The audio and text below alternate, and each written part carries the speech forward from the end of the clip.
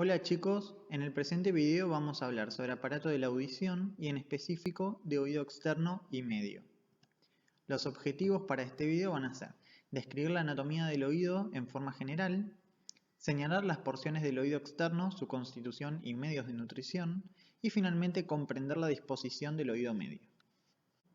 El oído es el aparato anatómico destinado a percibir los sonidos. Se compone, o en realidad lo dividimos para su descripción, en tres porciones. Para marcar esto vamos a utilizar estos esquemas. Ambos representan una vista anterior de un corte coronal de oído y en este caso derecho, en donde podemos observar en ambos, hacia lateral, el pabellón auricular, hacia medial, el nervio vestíbulo coclear y nervio facial, hacia inferior, la vena yugular interna.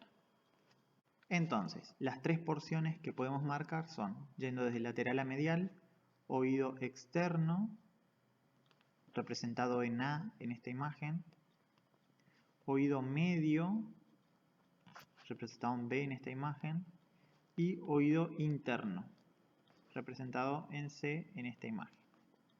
Entonces, el oído interno es la porción más profunda del oído y en él se hallan las estructuras que poseen los receptores de la vía auditiva. A esta porción del oído se une un conducto prolongado, el cual, abierto hacia el exterior por su extremo lateral ensanchado, ¿sí?, está destinado a recoger las ondas sonoras y conducirlas hasta el oído interno. Este conducto tiene el carácter de aparato de transmisión entonces. Un diafragma membranoso, la membrana timpánica, que podemos marcar aquí y la podemos marcar aquí, que se ve plana porque justo es perpendicular al corte, divide este gran conducto en dos porciones desiguales. Una porción externa, que entonces va a corresponder al oído externo, y una porción interna, que va a estar entre la membrana timpánica por un lado y el oído interno por el otro, que corresponde al oído medio, o caja del tímpano. Dentro de esta caja, llena de aire al igual que el conducto auditivo externo, se halla cierto número de huesecillos, dispuestos como una cadena ininterrumpida en el cual uno de sus extremos, el externo de esta cadena, está en relación con la membrana timpánica y el extremo interno en relación con el líquido del oído interno. Entendida la imagen, vamos a proceder a describir el oído externo. Y vamos a ver que este oído externo va a estar compuesto por dos porciones. Una porción externa dilatada que corresponde al pabellón auricular, ¿sí?, y una porción interna en forma de conducto que corresponde al conducto auditivo externo. Fíjense en esta imagen que en la misma que la anterior está en color justamente las dos porciones del oído externo. Bien, llegamos a este cuadro en donde, como ya dijimos, al oído externo lo podemos dividir entre pabellón auricular y conducto auditivo externo. Vamos a comenzar a hablar de pabellón auricular ahora, que como saben es una dilatación laminar situada en las partes laterales de la cabeza. Se encuentra anterior a la apófisis mastoides y posterior a la articulación temporomandibular. Es libre en sus 2/3 posteriores, pero se encuentra sólidamente unida a la cabeza en su tercio anterior, en el lugar en el cual se continúa justamente con el conducto auditivo externo. Al hablar de pabellón auricular, vamos a hablar de su configuración externa, de su constitución anatómica y finalmente de sus medios de nutrición. Al hablar de configuración externa, encontramos en el pabellón auricular dos caras, una cara lateral, una cara medial y una circunferencia, que une ambas caras. En estas imágenes vemos solamente la cara lateral, ¿sí?, en la cual podemos marcar gran número de prominencias y depresiones, como pueden ver. Ante todo, observamos en su parte media una concavidad profunda. Aquí y en este zoom lo marcamos aquí, conocida con el nombre de concha auricular. Constituye una depresión en forma de embudo cuyo fondo continúa directamente con el conducto auditivo externo. Rodeando completamente la concha y limitándola, se ven cuatro eminencias en esta cara: el hélix, el antihélix, el trago y el antitrago, de los cuales ahora vamos a hablar. La primera prominencia que vamos a describir va a ser el hélix, ¿sí?, que este forma el borde del pabellón auricular. Nace de la cavidad de la concha, ¿sí? Por un extremo adelgazado, la raíz del hélix, la cual divide la concha en dos partes. Como podemos observar mejor en este zoom, aquí está la raíz del hélix, divide la concha en dos partes, una parte superior y una parte inferior. Es en esta parte inferior donde desemboca el conducto auditivo externo. Entonces, partiendo de la concha por su raíz, contornea a modo de semicírculo a la oreja, ¿sí? Y desciende posteriormente hasta ubicarse a nivel posterior e inferior de la concha. Esta porción generalmente es más adelgazada y recibe el nombre de cola del hélix.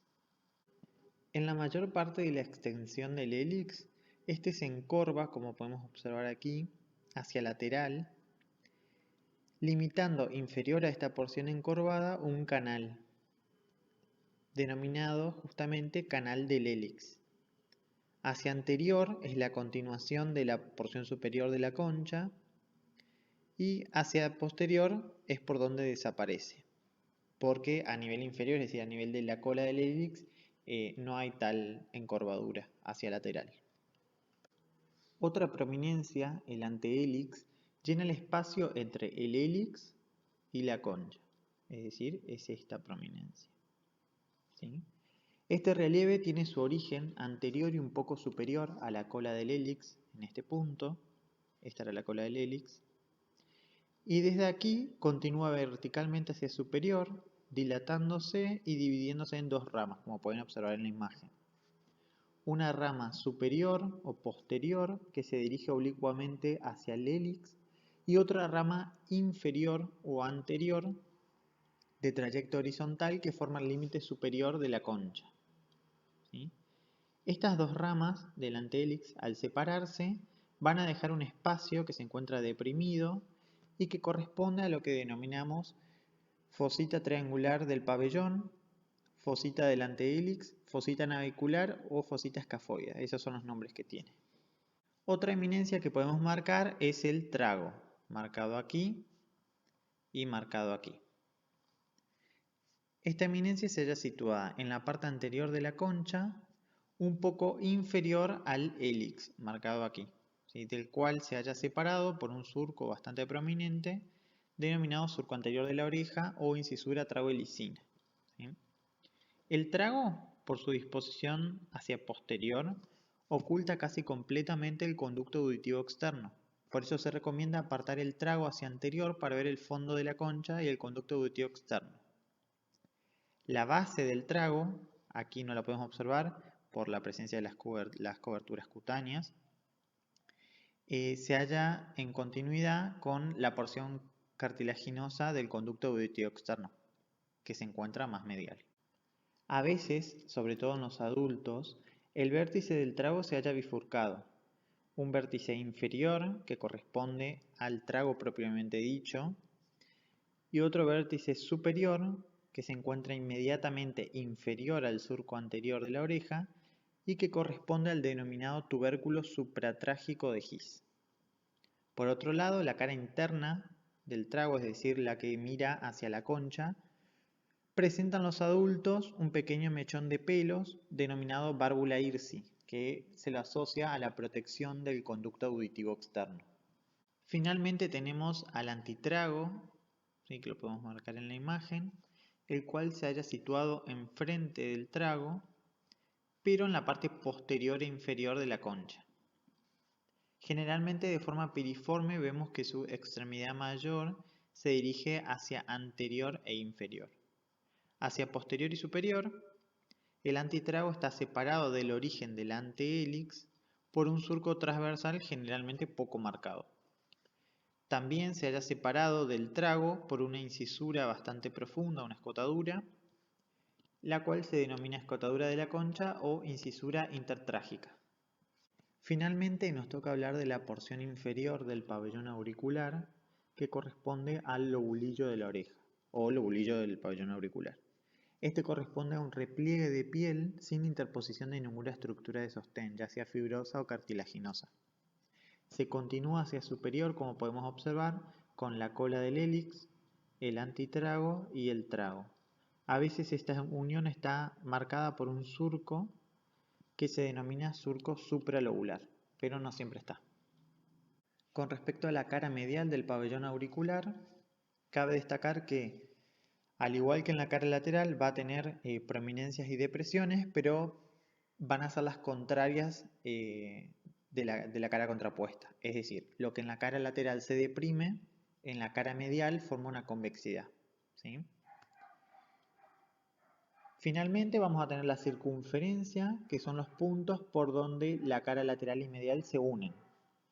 Comenzando por el surco anterior de la oreja, vamos a tener la porción ascendente y porción descendente del hélix, el ángulo hélico-lobular, el perímetro del lobulillo de la oreja, el borde anterior del trago y el tubérculo supratrágico de His. Desde el punto de vista de la constitución anatómica del pabellón auricular, recuerden que dijimos que vamos a tener una lámina fibrocartilaginosa, el cartílago de la oreja propiamente dicho, que constituye su esqueleto. Vamos a nombrar ligamentos que aseguran su forma y lo mantienen en posición, músculos para el movimiento, que en el ser humano ya son rudimentarios, y finalmente una cubierta cutánea. Desde su configuración externa, el cartílago articular reproduce fielmente en una y en otra de sus caras todas las depresiones y prominencias que hemos nombrado anteriormente. Como pueden observar en esta vista lateral del cartílago, vean cómo se parece bastante a la vista lateral que vimos del pabellón auricular, y esta es una vista medial del cartílago. Ahora vamos a nombrar algunas particularidades que quedan a la vista cuando se los separa de la cubierta cutánea de los ligamentos y músculos, ¿sí? Primero que nada vamos a decir que hacia anterior en esta zona, a nivel del punto en donde el hélix sale de la concha y se endereza para formar la porción ascendente, es decir, en la unión de la raíz del hélix y la porción ascendente del hélix, vemos la aparición de una espina o prominencia, ¿sí?, que se va a denominar espina o apófisis del hélix, y esta se encuentra bien superior al trago. Vamos a adelantar que esta apófisis sirve de inserción a 3 músculos del pabellón auricular. Hacia posterior, a nivel del punto en donde el antehélix se continúa con la cola del hélix, el cartílago se aísla, por así decirlo, y se continúa en forma de una lengüeta prolongada hacia inferior, ¿sí? Esta lengüeta se denomina lengüeta caudal del hélix y del antehélix, o simplemente cola del hélix. Y fíjense cómo está esta lengüeta separada del antitrago por una fisura, que la vamos a denominar fisura posterior del cartílago o fisura antitrago helicina. En la cara medial del cartílago auricular hay 2 prominencias que corresponden a la concha inferiormente y a la fosita triangular superiormente. Ambas están separadas por un surco, que es el surco transversal de la oreja, que corresponde a la rama inferior del antehélix. Recuerden la relación prominencia lateral, depresión medial y viceversa. Inferior a este surco, en la parte media de la concha, vemos un engrosamiento lineal del cartílago, una especie de cresta, que es esta, llamada pontículo o eminencia de la concha, que corresponde al punto de inserción del músculo auricular posterior.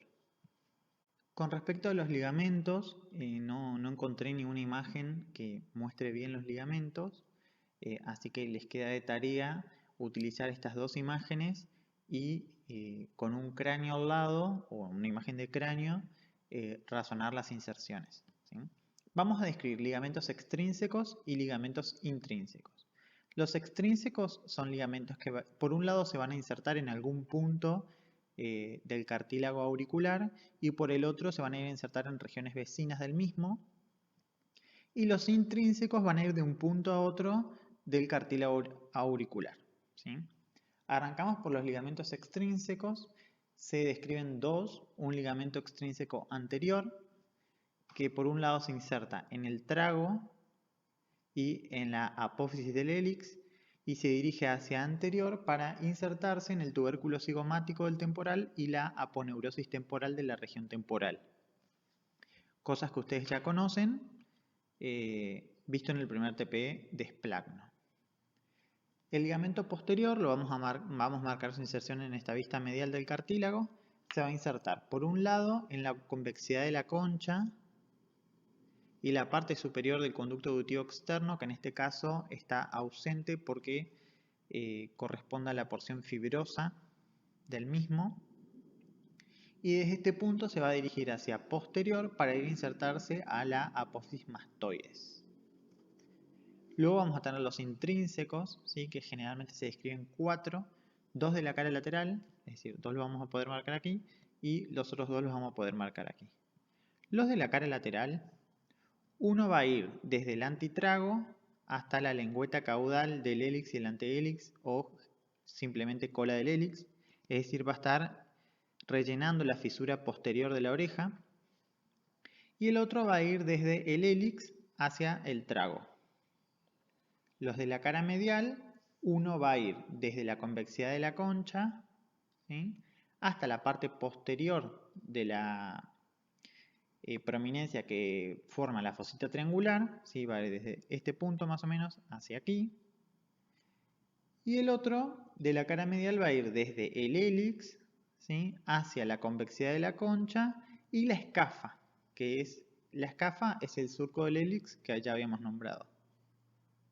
Finalmente vamos a hablar de los músculos del pabellón auricular y a estos también vamos a poder dividirlos en dos grupos, en extrínsecos e intrínsecos, basados en el mismo concepto que los ligamentos.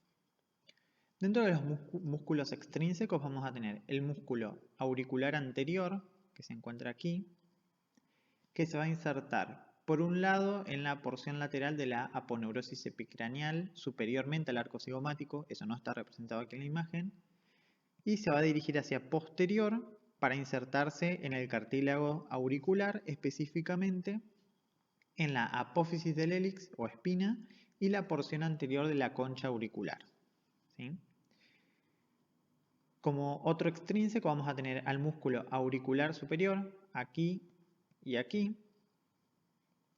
que por un lado se va a insertar en la aponeurosis epicraneal y por el otro va a ir a insertarse en la prominencia de la fosita triangular del hélix. Finalmente tenemos el músculo auricular posterior, aquí y aquí, que por un lado se va a insertar en la parte media de la convexidad de la concha, en el punto donde se encuentra la cresta, que hemos denominado como pontículo o eminencia de la concha, y estas fibras se van a dirigir hacia posterior para ir a insertarse en la apófisis mastoides. Como músculos intrínsecos generalmente se describen 6. Vamos a poder marcar el músculo mayor del hélix, aquí y aquí, que como podemos ver se extiende verticalmente sobre el trayecto de la porción ascendente del hélix. Inferiormente se inserta en la apófisis del hélix y superiormente, cuando culmina la porción ascendente del hélix, se inserta en el cartílago de esta región. Por otro lado vamos a tener el músculo menor del hélix, ¿sí?, que se va a encontrar en el recodo que forma la raíz del hélix y la porción ascendente del hélix. Se inserta en piel por ambos extremos. También vamos a tener el músculo del trago, que va a estar aplicado a la cara externa del trago. Inferiormente se inserta en la cara externa, ¿sí?, y superiormente se va a insertar en el borde libre del trago.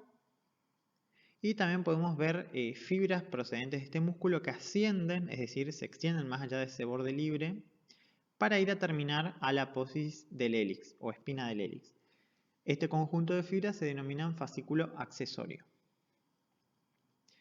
Vamos a tener también el músculo del antitrago, ¿sí?, que se encuentra en la cara externa del antitrago y superiormente se va a insertar en la porción superior de la lengüeta caudal del hélix y el antehélix, es decir, va a estar en relación con el vértice de la fisura posterior de la oreja.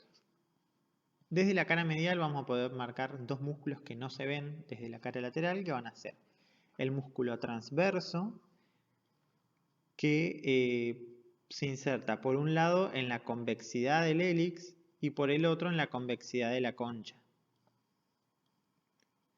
Este va a ser el músculo transverso, representado por esas fibras que están laterales al auricular posterior.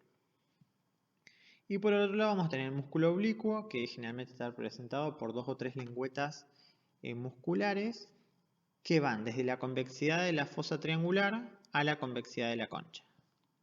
Finalmente vamos a hablar sobre los medios de nutrición del pabellón auricular.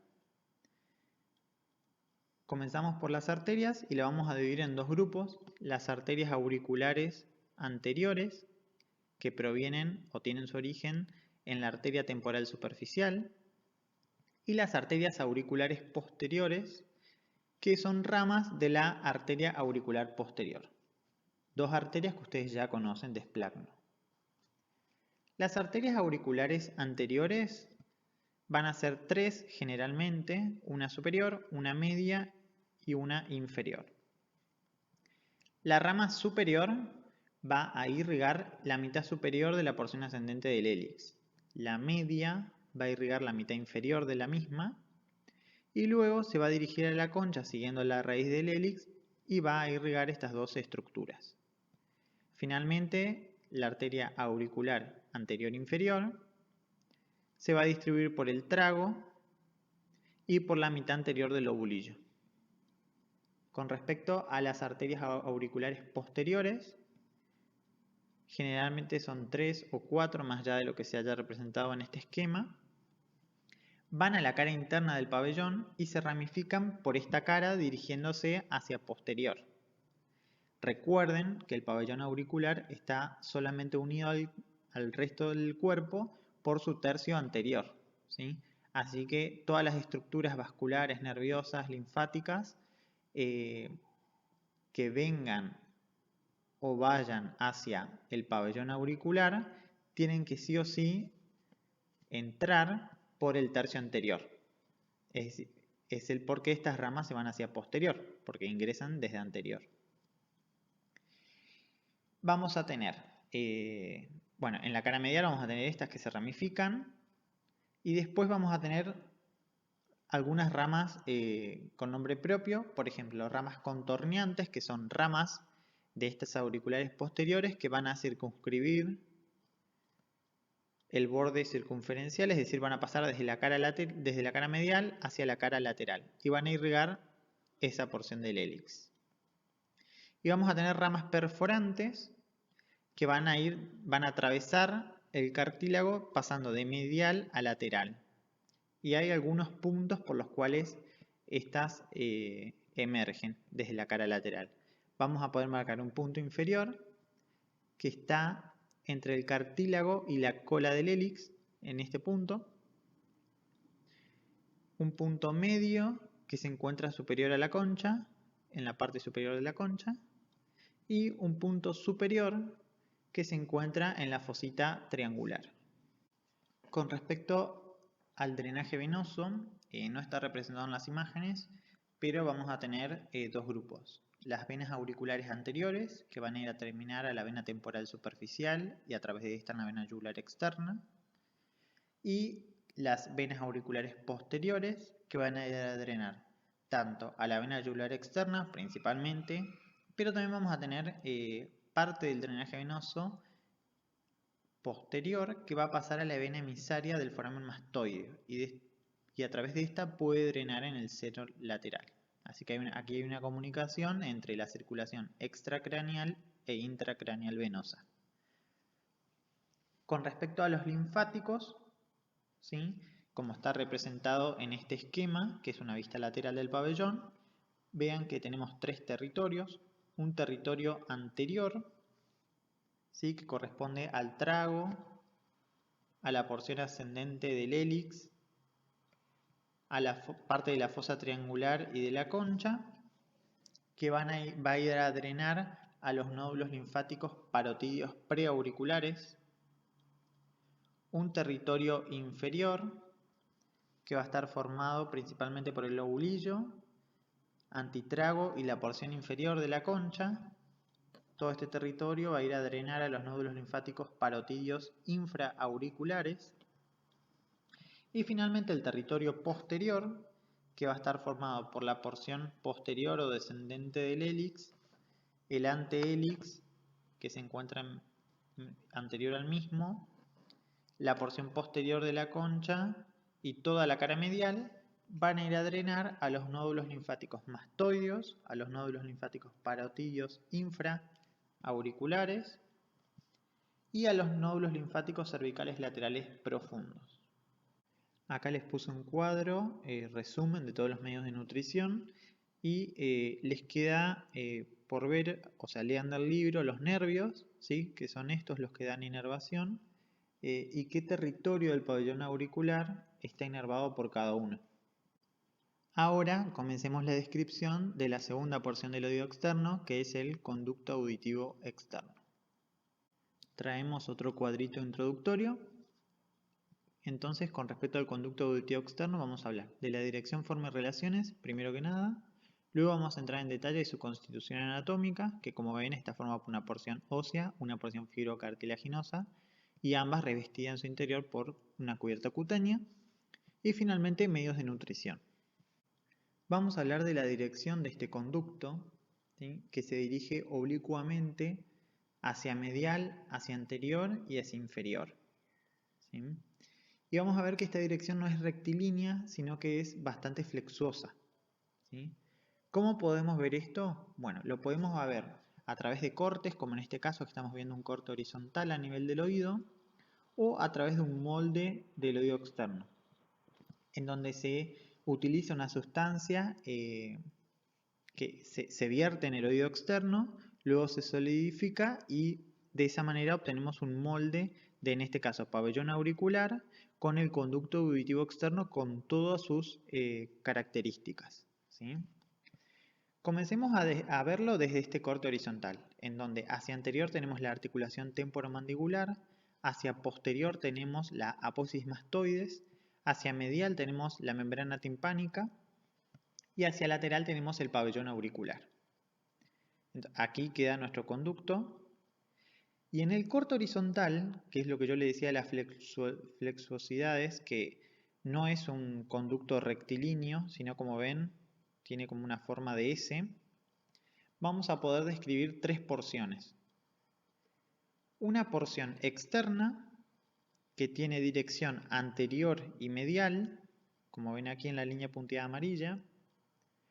Una porción media, que se dirige hacia medial pero hacia posterior, es decir, cambia de dirección desde anterior hacia posterior. Aquí tenemos un primer codo. Y luego una tercera porción, que es la porción interna, que vuelve a codarse y se dirige hacia anterior y medial, ¿sí? Aquí queda representado que si bien en líneas generales el conducto va hacia medial y hacia anterior, el trayecto es sinuoso. No siempre se dirige hacia anterior. Y esto queda visto en esta segunda porción. La porción externa y la porción media pertenecen al conducto fibrocartilaginoso y la porción interna corresponde a la porción ósea del conducto auditivo externo. Esto mismo lo podemos ver en este molde, como les dije, que es desde una vista posterior y medial, en donde vemos las sinuosidades que acabamos de marcar. Si bien va netamente hacia anterior y medial, podemos ver que aquí se encuentra la segunda porción que se dirige hacia posterior y medial. Bien, ahora que demostramos el trayecto hacia anterior y medial del conducto y explicamos el concepto de sinuoso, ¿sí? Nos queda por ver cómo es que se dirige hacia inferior. Y eso lo hacemos a través de un corte coronal, como lo estamos viendo aquí, en donde hacia superior tenemos la cara anterosuperior de la porción petrosa del temporal, hacia inferior tenemos la parótida y hacia lateral tenemos al pabellón auricular. En este corte vemos como el conducto auditivo externo, que se encuentra aquí, primero lleva una dirección horizontal, pero luego se acoda hacia inferior, ¿sí? Entonces netamente va hacia inferior. En cuanto a su forma, podemos decir que no es regularmente cilíndrico, sino un poco aplanado de anterior a posterior. Por lo tanto, adquiere una forma ovalada de eje mayor que se dirige hacia inferior y posterior. La longitud de sus paredes no son iguales, siendo la pared inferior la más larga, luego le sigue en cuanto a longitud la pared anterior y posterior y finalmente la superior, que es la más corta.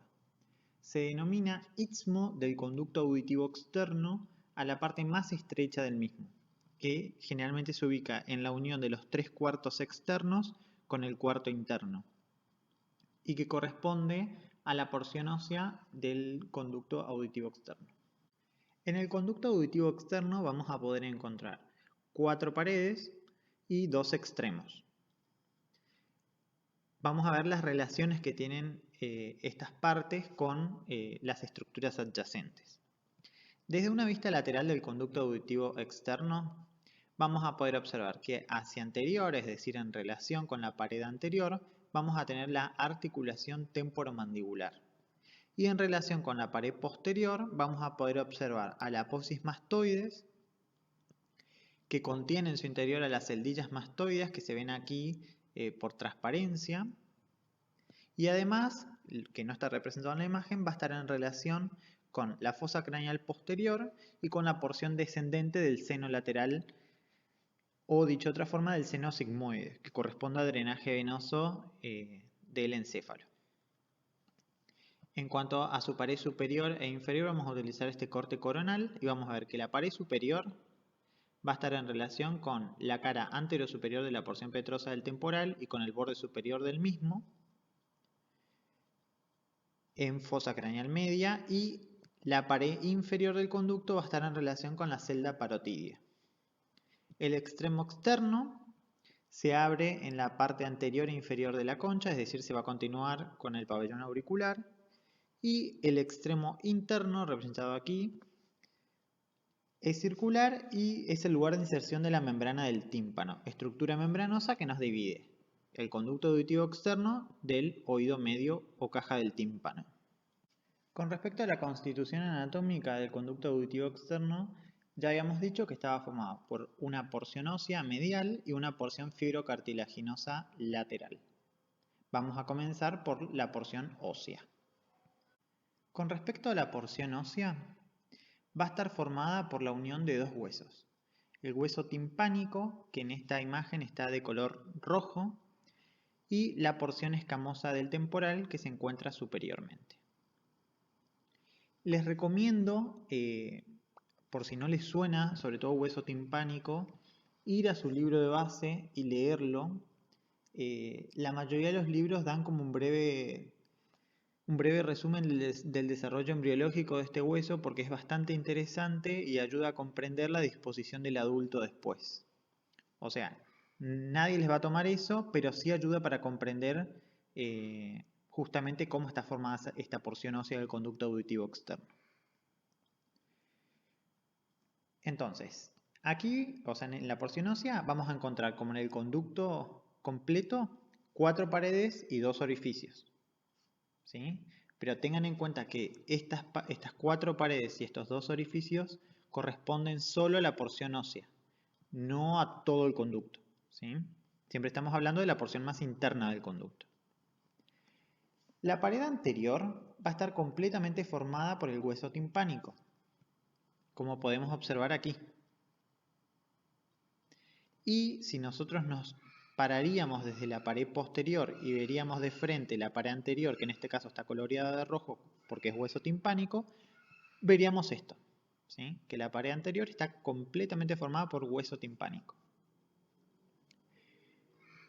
La pared inferior, ¿sí?, está constituida por el fondo del canal timpánico, es decir, también corresponde a hueso timpánico. Y si yo vería esta pared, es decir, el suelo, vería lo mismo que en la pared anterior, todo hueso timpánico. ¿Sí? Ahora, con respecto a la pared posterior, que igual ya lo pueden ver en esta imagen, esta pared se denomina también pared tímpano-escamosa. ¿Por qué? Porque bien a su constitución el hueso timpánico por un lado y la porción escamosa del temporal por el otro.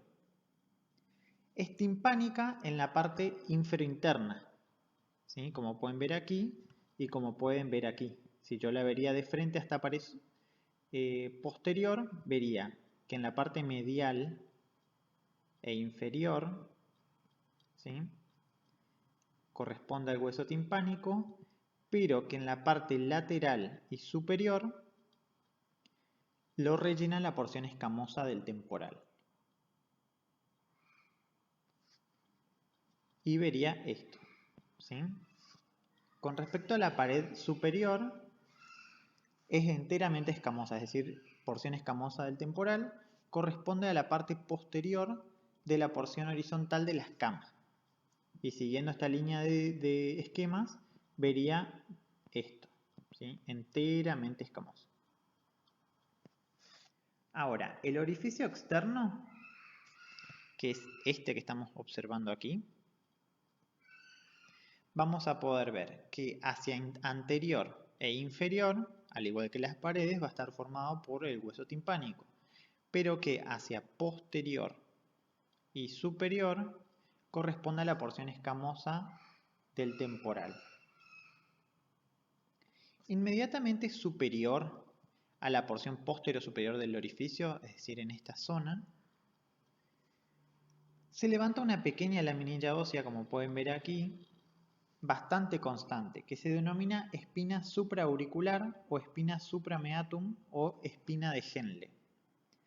Y es esta prominencia ósea en donde viene a fijarse en parte la porción blanda del conducto auditivo externo, es decir, la porción fibrocartilaginosa, es uno de los puntos en donde se inserta. Por último, el orificio interno es el mismo que marcamos antes para el conducto auditivo externo, ya que esta porción ósea, a ser la parte más interna, el orificio interno de esta y del conducto en sí es la misma. La porción fibrocartilaginosa del conducto auditivo externo, que es de disposición más lateral, se compone de dos láminas, como dice aquí. Una lámina cartilaginosa y otra lámina fibrosa. Ambas tienen forma de canal y se unen por su concavidad para formar un conducto completo, ¿sí?, que es el conducto fibrocartilaginoso. Para hablar de estas dos láminas vamos a utilizar estas dos imágenes. Esta es un corte coronal, ya lo habíamos visto, en donde en este caso veo la porción superior y la porción inferior del conducto fibrocartilaginoso y que se continúan con la porción ósea. Y esta otra imagen es una vista anterior, en donde puedo observar principalmente la lámina cartilaginosa. Bien, comencemos entonces justamente por la lámina cartilaginosa. Esta ocupa o forma parte la parte anterior e inferior del conducto, es decir, me va a formar la pared anterior y la pared inferior principalmente. En este corte la veo justamente aquí, veo el cartílago, y en esta vista anterior lo veo aquí. Su extremo interno, ¿sí?, se une al orificio externo del conducto auditivo óseo por fibras conjuntivas que forman una especie de ligamento, ¿sí? Vean cómo esto sería por dentro la pared anterior del conducto auditivo externo óseo, que se une junto con este cartílago para formar la pared anterior del conducto completo, ¿sí? Esta es la zona de la articulación temporomandibular. Su extremo externo, ¿sí?, se continúa con el trago, ¿sí?, que es una estructura que ya lo vimos en pabellón auricular. Y a través de este se une al cartílago auricular. Es decir, que esta lámina cartilaginosa del conducto auditivo externo no es otra cosa que una dependencia del cartílago auricular. Con respecto a la lámina fibrosa, ¿sí?, ocupa las partes superior y posterior del conducto auditivo externo fibrocartilaginoso. Medialmente se fija en la parte posterior-superior del orificio externo del conducto auditivo externo óseo, sobre todo en la espina suprameatum que nombré en las imágenes anteriores. Lateralmente se va a continuar con las formaciones fibrosas del pabellón auricular, particularmente con el ligamento que une el trago al hélix, es decir, uno de los ligamentos intrínsecos que veíamos desde la cara lateral del pabellón auricular. Superiormente se va a confundir con el ligamento posterior del pabellón, que era un ligamento extrínseco. Al contrario de la lámina cartilaginosa, la lámina fibrosa es más ancha medialmente, ¿sí? Al revés que la lámina cartilaginosa, que es algo que me olvidé de nombrar, que es bastante prominente hacia lateral, pero a medida que va avanzando hacia medial va disminuyendo su tamaño. ¿Y qué provoca esto? Que la lámina fibrosa aumente su tamaño hacia medial y la cartilaginosa al revés disminuya.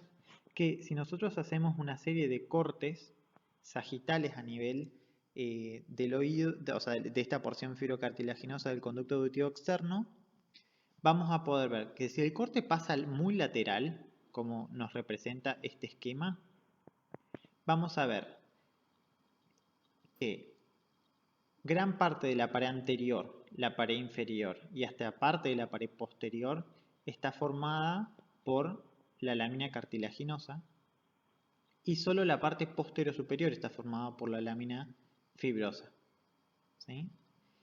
Pero si avanzamos y hacemos cortes cada vez más mediales, vamos a ver cómo esto cambia y nuestro conducto fibrocartilaginoso va a estar formado anteriormente por la lámina fibrosa y cartilaginosa, inferiormente también sobre todo por lámina cartilaginosa, pero ya hacia posterior y superior va a aumentar el área cubierta por la lámina fibrosa, ¿sí? Entonces, esto es lo que tienen que entender cuando lean del libro, de que la lámina cartilaginosa es más prominente lateral que medialmente y la lámina fibrosa es más prominente medialmente que lateralmente, ¿sí?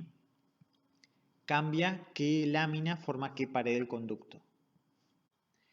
Finalmente, nombrar únicamente el revestimiento cutáneo del conducto auditivo externo que se puede apreciar en esta imagen y hacer una mención especial a las glándulas ceruminosas, que son glándulas sudorípadas modificadas del conducto auditivo externo, que están encargadas de la producción de una sustancia seria, ¿sí? Que tiene alto contenido lipídico. Respecto a los medios de nutrición del conducto auditivo externo, vamos a nombrar arterias que van a irrigar a la porción ósea, que van a corresponder a ramificaciones de la arteria timpánica, rama de la arteria maxilar, y arterias de la porción fibrocartilaginosa, que van a ser las mismas ramas que irrigan el pabellón auricular y que van a estar dadas por ramas de la arteria temporal superficial y ramas de la arteria auricular posterior. Con respecto al drenaje venoso, también va a haber un territorio anterior que va a drenar en la vena maxilar y un territorio posterior que va a drenar en la vena yugular externa. Con respecto a los linfáticos, va a haber 3 territorios y estos van a ser los nervios encargados de inervar, valga la redundancia, el conducto auditivo externo. Volviendo a la imagen del principio, terminamos oído externo y ahora vamos a proceder a la descripción del oído medio, representado en B en esta imagen. Haciendo un zoom a la imagen anterior, aquí podemos ver el oído medio, el cual vemos que es una cavidad llena de aire que se encuentra entre los 3 huesos que constituyen el temporal. Se relaciona con el conducto auditivo externo hacia afuera y con el oído medio hacia adentro. Esta cavidad, o también denominada caja del tímpano, contiene 3 pequeños huesecillos, como podemos ver aquí, dispuestos ordenadamente, uno a continuación de otro, de modo que forman en su conjunto una cadena ininterrumpida, denominada la cadena de los huesecillos. Cerrada por fuera por parte del conducto auditivo externo, donde tenemos la membrana timpánica, ¿sí? Y cerrada también por dentro, por el lado del oído interno, la caja del tímpano está en comunicación con la faringe por un largo conducto denominado trompa de Eustaquio, que en este caso no podemos observarlo porque justamente esta vista es de la trompa de Eustaquio. O sea, usted tiene que pensar que nosotros en esta imagen estamos viendo el oído medio desde la trompa de Eustaquio. o trompa auditiva. Finalmente, por su pared posterior, que es esta, ¿sí? La caja del tímpano comunica con un sistema de cavidades óseas formadas por en el espesor de la apófisis mastoides, y que ya las nombré anteriormente, son las cavidades mastoides, ¿sí? Y se relacionan con ese conjunto de celdillas a través de este orificio, ¿sí? Que ahora más tarde lo vamos a ver.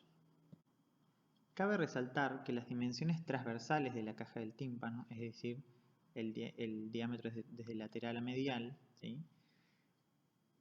Varía a lo largo de toda la caja, siendo menor a nivel del centro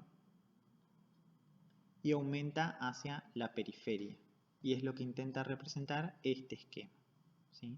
En donde está esquematizado exactamente lo mismo que acá, solo que la realidad, ¿sí? Porque estos esquemas están muy buenos para estudiar porque ayudan a comprender, pero tengan en cuenta que no se encuentra así de dilatada la caja del tímpano, sino que a nivel del centro, es decir, el espacio que separa la membrana timpánica del promontorio en este caso, es mínimo con respecto al espacio que hay a nivel superior y a nivel inferior. ¿Sí? Vean cómo tiene el aspecto visto desde anterior de reloj de arena, ¿sí? Porque tiene el centro es más, el diámetro transversal es menor. Finalmente, para describir la caja del tímpano, vamos a distinguir una pared lateral y una pared medial bien marcadas, pared lateral y pared medial, y generalmente se describe una circunferencia, ¿sí? Que no podemos observarla porque estamos en el plano de corte, que nos separa esta pared lateral y medial, pero generalmente a esta circunferencia a su vez se les describe una porción superior o pared superior, una porción inferior o pared inferior, y pared posterior y pared anterior, ¿sí? Pero sepan que las más prominentes en sí son la pared lateral y medial. Comenzamos a describir la pared lateral de la caja del tímpano y vamos a notar en este corte coronal de oído, en donde vemos hacia lateral el conducto auditivo externo y hacia medial parte del oído medio, vemos cómo esta pared lateral está formada por dos porciones. Una porción central membranosa que corresponde a la membrana timpánica y una porción ósea que le hace de marco a la misma. Vemos cómo en este corte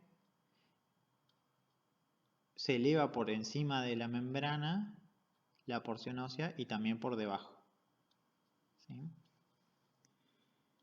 Vamos a comenzar hablando de la porción membranosa o membrana del tímpano. Antes de mostrar otras imágenes de la membrana, vamos a decir que esta es regularmente circular y que separa justamente el conducto auditivo externo del oído medio. Se halla inclinada mirando hacia la pared inferior del conducto auditivo externo. No es plana, como pueden observar. Por el contrario, abombada hacia medial y adquiere de este modo la forma de un embudo, cuya abertura mira el fondo del conducto auditivo externo. La porción más saliente o vértice del embudo, que se encuentra aquí, se denomina ombligo. El ombligo está situado un poco inferior del centro de la membrana timpánica y corresponde a la extremidad libre del mango del martillo. Este es el mango del martillo y esta es la extremidad libre, que se haya incluido en el espesor de la membrana del tímpano, ¿sí? Y que parece que la hace protruir en este punto. Vamos a hablar un poco de las inserciones de la membrana timpánica y para eso vamos a utilizar esta imagen, que es una vista medial de la membrana timpánica. Es decir, estamos viendo la membrana desde el oído medio.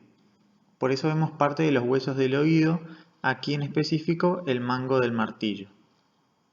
Y también podemos usarla para volver a remarcar que la pared lateral de la caja del tímpano está formada por una porción membranosa y por una porción ósea. La membrana del tímpano corresponde por su circunferencia al orificio interno del conducto auditivo externo, como podemos observar aquí, en donde encontramos el surco timpánico del hueso timpánico, en el cual la membrana se encuentra como enmarcada como un vidrio de reloj en su ranura metálica. ¿Sí? Se encuentra fija al fondo este surco por una cinta circular de tejido conectivo, denominado anillo fibrocartilaginoso de la membrana timpánica, y es lo que antes denominábamos rodete anular de Gerlach, y es este. ¿Sí? ¿Ven que se ve como un cordoncito en forma de circunferencia que rodea la membrana en su borde? Entonces, como resumen, vamos a tener que en el surco timpánico, la membrana timpánica se va a insertar a través de este anillo fibrocartilaginoso. Sin embargo, hacia superior, como pueden notar aquí, encontramos la porción escamosa del temporal. Y acá introducimos algo que no habíamos nombrado hasta ahora. El orificio interno del conducto auditivo externo no está formado solo por hueso timpánico, aunque sí en su mayoría, pero a nivel superior, los extremos de este hueso timpánico, marcados aquí y aquí, que son los puntos en donde termina el anillo fibrocartilaginoso, estos extremos del hueso timpánico están aislados y se continúa con la porción escamosa del temporal, que cierra el orificio hacia superior. En este punto, punto de discontinuidad del hueso timpánico, que corresponde a lo que denominamos segmento de Ribinus, el surco timpánico desaparece, es decir, no vamos a observar surco timpánico en la porción escamosa del temporal, y la membrana timpánica ofrece una disposición particular. Desde cada uno de los extremos del surco timpánico, el anillo fibrocartilaginoso de la membrana timpánica se dirige hacia la base de la apófisis lateral del martillo, ¿sí? Que estaría aquí. Y como ven, se forman dos pequeños cordones convergentes entre sí, que a causa de sus inserciones lo vamos a denominar pliegue tímpano-maleolar anterior y pliegue tímpano-maleolar posterior. También antes se lo denominaba ligamentos en vez de pliegues, o también se los llama ahora como pliegue anterior del martillo y pliegue posterior del martillo. Por otra parte, la membrana del tímpano se remonta hacia la porción escamosa del temporal, como podemos observar, fusionándose con el periósteo en ese punto. Esta porción de la membrana del tímpano, que se halla entre los pliegues tímpano-maleolares hacia inferior y el temporal hacia superior, es lo que denominamos porción flácida de la membrana timpánica. Ahora, utilizando una vista lateral de la membrana timpánica, es decir, estamos viendo la membrana desde el conducto auditivo externo, vamos a marcar sus dos porciones. ¿Sí? La porción flácida de la membrana, que queda superior a esos pliegues tímpano-maleolares, y la porción tensa, que queda inferior a los mismos. ¿Sí? En color violeta marcamos los puntos de la membrana que se relacionan estrechamente con el martillo, específicamente con el mango y con la apófisis lateral. Ahora vamos a ver una imagen de la membrana timpánica de un paciente, y para esto se utiliza un aparatito que, como lo ven aquí, que se denomina otoscopio, y a través de este se obtiene una imagen otoscópica. Si miramos a través del otoscopio vamos a poder ver una imagen como esta, ¿sí? En donde de color gris perla vemos a nuestra membrana timpánica. En la parte superior vemos un punto saliente de color blanquecino que corresponde a la apófisis lateral del martillo. Recuerden que de aquí es de donde parten los dos ligamentos tímpano-maleolares, anterior y posterior.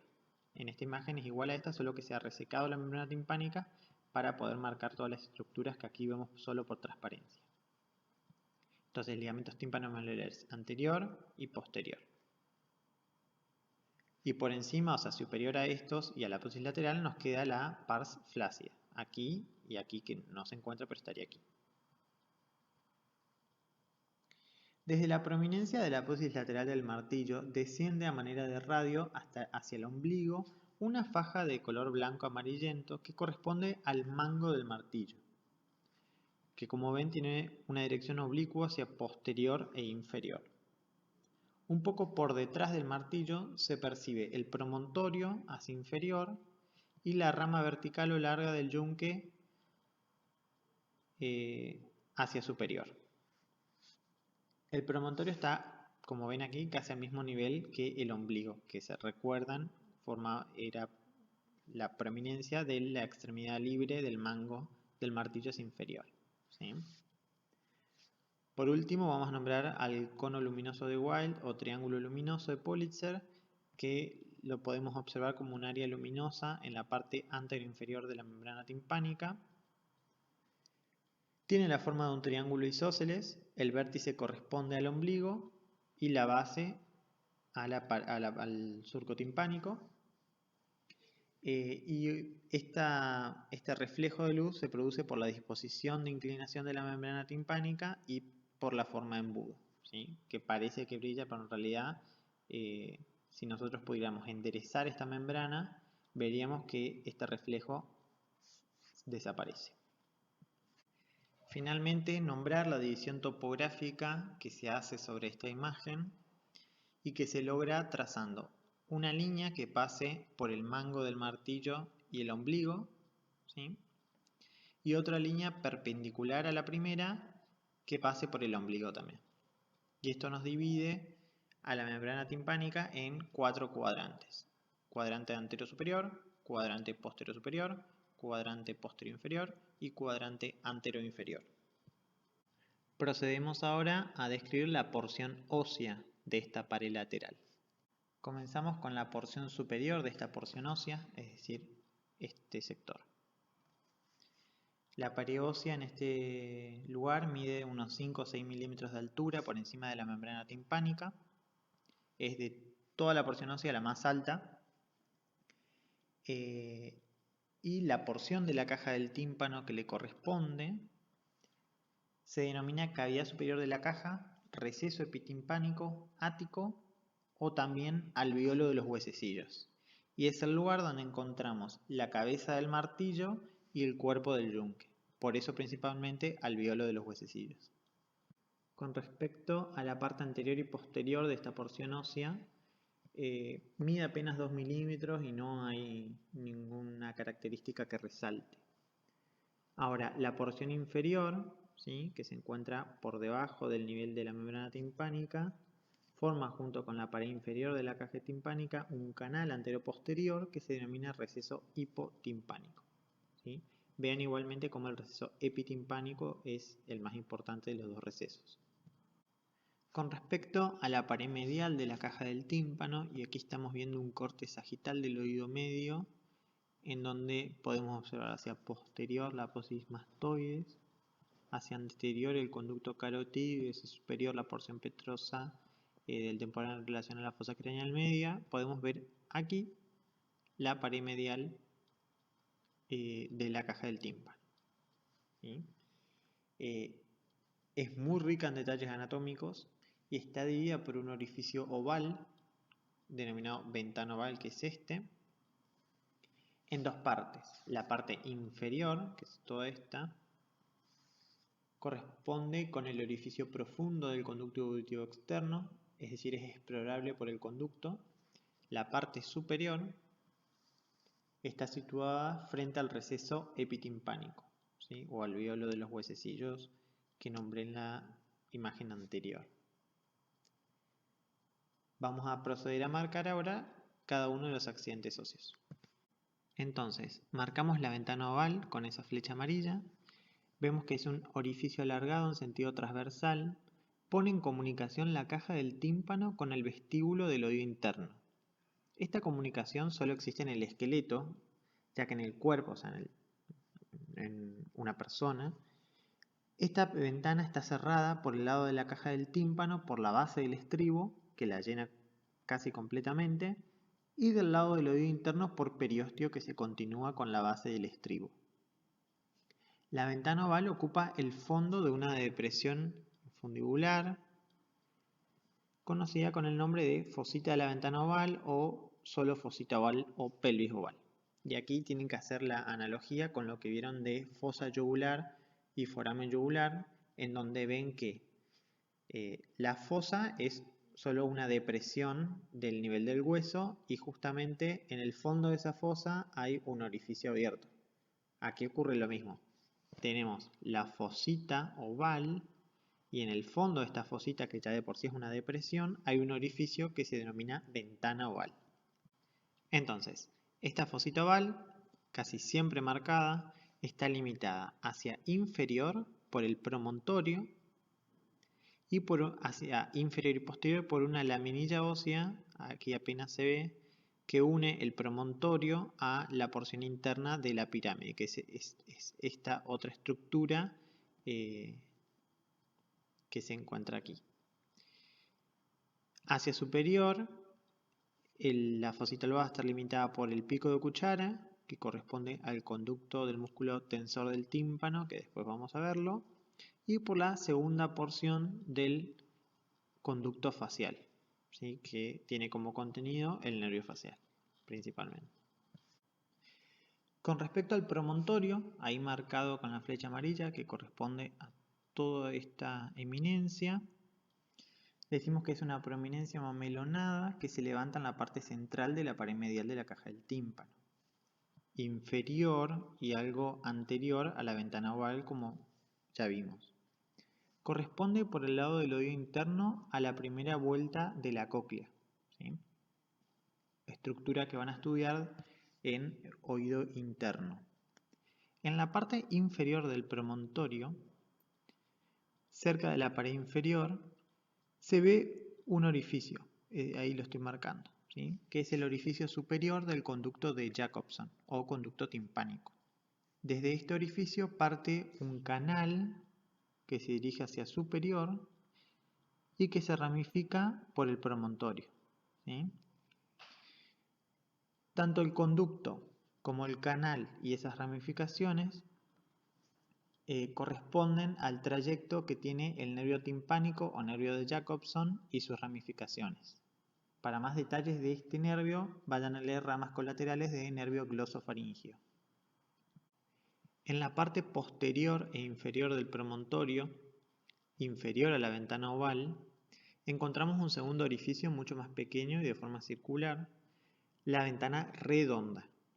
Corresponde al extremo inferior de la rampa timpánica de la cóclea, que es con lo que se corresponde medialmente, es decir, hacia el oído interno. Se halla cerrada en estado fresco por una membrana, la llamada membrana de la ventana redonda o tímpano secundario. Lo mismo que ocurre con la ventana oval, la ventana redonda se abre en el fondo de una depresión que le sirve de vestíbulo, ¿sí? Y por lo tanto se denomina fosita de la ventana redonda. Ambas estructuras no lo podemos ver bien porque el promontorio lo oculta en gran parte, por lo cual se observa mejor desde una vista posterior e inferior. Entre la fosita oval y la fosita redonda encontramos una tercer fosita conocida con el nombre de seno timpánico o cavidad subpiramidal, que está marcado con la flecha.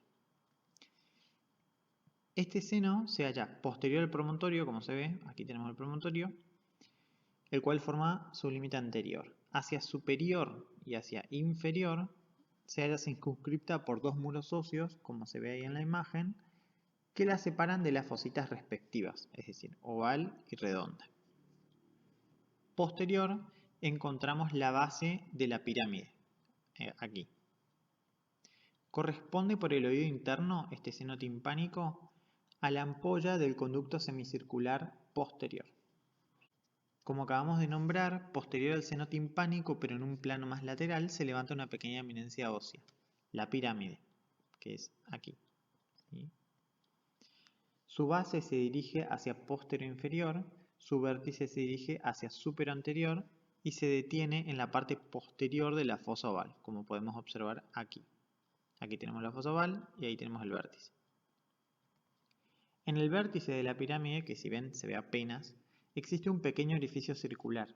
Este orificio nos conduce a un conducto, el conducto de la pirámide, el cual, como la misma pirámide, se dirige hacia posterior e inferior hasta la base del cráneo, abriéndose por delante del foramen estilomastoideo, que se encuentra aquí.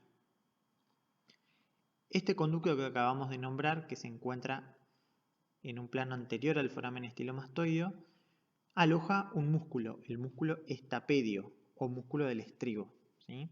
Y el orificio circular que vemos en el vértice de la pirámide da paso al tendón de este músculo. A lo largo de todo el trayecto, el conducto y su contenido se halla, como ya dijimos, anterior al conducto facial, ¿sí? Que es la prolongación interna del foramen estilomastoideo en este sector, con el que comunica por orificios que dan pasos a vasos y nervios del músculo. Vemos en la parte superior de la pared medial de la caja del tímpano un conducto, ¿sí? Que está marcado con las dos flechas amarillas, que corresponde al conducto del músculo tensor del tímpano o músculo del martillo. Este conducto empieza desde anterior en el ángulo entrante que forma el borde anterior de la porción petrosa del temporal al unirse con la porción escamosa del mismo. De aquí se va a dirigir oblicuamente hacia posterior, lateral y un poco superior, siguiendo el mismo trayecto de la trompa auditiva, que se encuentra inferior, como podemos observar acá. Llega a la caja del tímpano y pasa superior al promontorio, como podemos ver aquí, y llega a la parte anterior de la ventana oval, que se encuentra aquí, ¿sí? Estamos hablando de este extremo. Allí se encorva y cambia de dirección hacia lateral, no podemos verlo aquí porque justamente ese cambio de dirección está viniendo hacia nosotros y no lo vemos, que mide cerca de 90 grados y termina luego por un pequeño orificio por donde sale el tendón del músculo tensor del tímpano o músculo del martillo. La porción timpánica final del conducto se denomina en el esqueleto pico de cuchara, ¿sí? Y fíjense como en el esqueleto, o sea, en este caso puede haber sido porque pasó el corte por ahí y se llevó la otra mitad del conducto que no vemos, pero por lo general en el esqueleto toda la porción externa de este conducto falta, hay parches en donde falta tejido óseo, ¿sí? Y tiene forma de canal como estamos viendo aquí, en vez de conducto. Finalmente hay que notar que los dos músculos del oído medio que nombramos, el músculo tensor del tímpano y el músculo estapedio, ocupan en la mayor parte de su extensión el interior de su conducto óseo respectivo. Que estos dos conductos se abren uno y otro para dejar pasar a su tendón en la parte superior de la caja del tímpano. Uno a nivel de la extremidad anterior de la fosita oval, que es el músculo tensor del tímpano, y otro a nivel de la extremidad posterior, que es el músculo estapedio. Finalmente, hay que hacer notar también que cada uno de estos dos conductos se acoda en su extremo timpánico, es decir, cambia de dirección, y por lo tanto hace que la dirección inicial que el músculo tenía cambie también, y en consecuencia el orificio por donde sale este músculo y ese codo hace o cumple la función de polea de reflexión, ¿sí? Como todas las que hemos visto en locomotoría esplagna. Finalmente podemos marcar dos conductos en la parte posterior superior de la pared medial de la caja del tímpano que corresponde a la segunda porción del conducto facial y a la eminencia del conducto semicircular lateral. Con respecto a la pared superior o craneal o techo de la caja o tegmen tympani, corresponde al borde superior y la cara anterosuperior de la porción petrosa del temporal, ¿sí? Esta lámina ósea se halla constituida por la porción petrosa medialmente y por la porción escamosa lateralmente. Esta última forma una ínfima parte de la pared superior solamente. Se encuentra muy próxima a las meninges y especialmente al seno petroso superior, ¿sí? A veces hay ausencia de esta lámina, por lo tanto hay que tener cuidado por la proximidad entre el oído medio y el contenido de la fosa craneal media. La pared inferior o yugular o suelo de la caja forma un canal antero-posterior entre el promontorio y el reborde óseo inferior de la pared lateral que se denomina receso hipotimpánico que ya nombramos. Por debajo de esta pared se encuentra la fosa yugular con el golfo de la vena yugular o bulbo superior de la vena yugular. Así que también aquí tenemos una relación importante.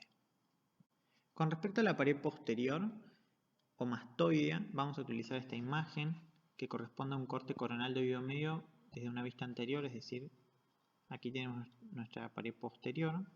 Vamos a poder encontrar hacia superior el conducto tímpano-mastoideo o aditus ad antrum, que es un conducto a través del cual se une el oído medio, o sea la caja timpánica, con las cavidades mastoides que se encuentran en el espesor de la apófisis mastoides, ¿sí? Generalmente es triangular de vértice inferior, como podemos ver aquí. Inferior a este vamos a tener una pequeña escotadura que se encuentra justamente en el ángulo inferior del orificio anterior, a este nivel, en la que va a alojarse la rama horizontal del yunque. Luego vamos a tener el orificio de entrada de la cuerda del tímpano, que se va a encontrar entre la base de la pirámide y la porción posterior-superior del surco timpánico, ¿sí? Que podemos encontrarlo aquí. En este sector vamos a poder encontrar dicho orificio, que va a dar paso a la cuerda del tímpano. Y por último, ya llegando en cercanía con la pared inferior, vamos a poder encontrar una prominencia no siempre marcada que corresponde a la protuberancia estiloidea de la caja y representa la base de la apófisis estiloides.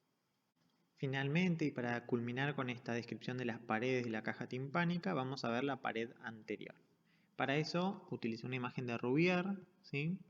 En donde estamos viendo un corte coronal, en donde en este caso vemos la pared anterior aquí. Y vemos cómo lo que resalta es un orificio que corresponde al orificio timpánico de la trompa auditiva o trompa de Eustaquio.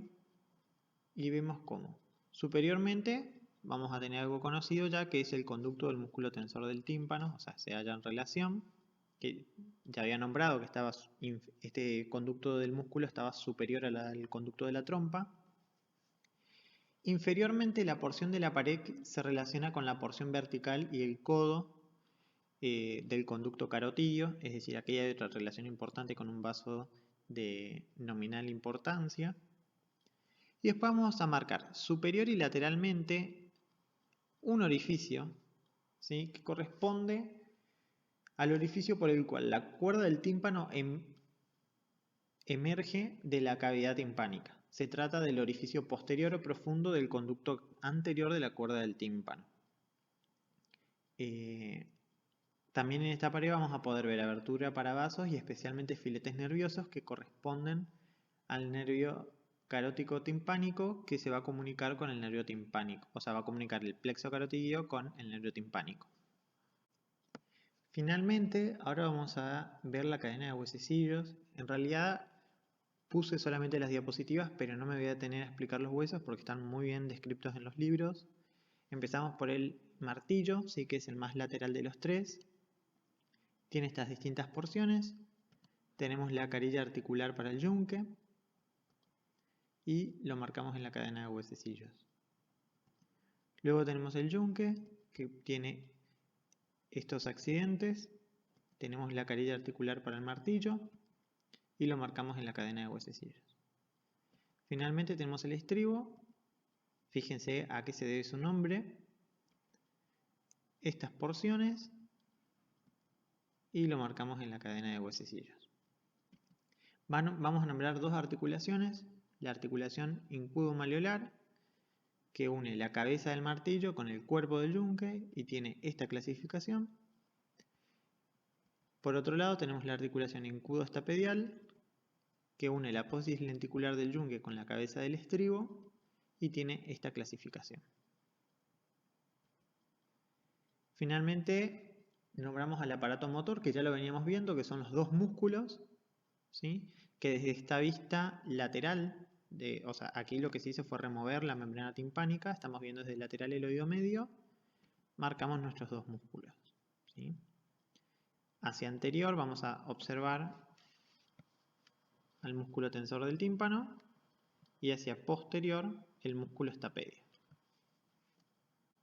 Aquí podemos observar una simulación de cómo funciona el aparato de la audición. Vemos cómo desde afuera, o sea desde el exterior, a través del conducto auditivo externo, ingresan las ondas sonoras que chocan contra la membrana timpánica. Esta, al estar unida a uno de los huesecillos de la cadena, que es el martillo, transmite esta onda y hace que la cadena se mueva y la transmita. A su vez, este movimiento de la cadena va a estar aumentado o reducido dependiendo del nivel de contracción de los músculos motores. Finalmente vemos cómo la base del estribo golpea la ventana oval o la compresiona, este choque a nivel de la ventana oval hace que se produzca un movimiento de perilinfa que se transmite hasta la ventana redonda, ¿sí? Justamente es este choque el que provoca que el movimiento para que los receptores ubicados en el oído interno perciban el sonido, ¿sí? A través de ese movimiento de líquido. Finalmente, las conclusiones del video son que el oído está formado por una porción externa, una media y otra interna, que el oído externo está formado por el pabellón auricular y el conducto auditivo externo, y que el oído medio, ubicado entre la membrana timpánica y el oído interno, presenta dos paredes y una circunferencia a la cual la podemos dividir en 4 paredes también. Y para finalizar, la bibliografía que utilicé.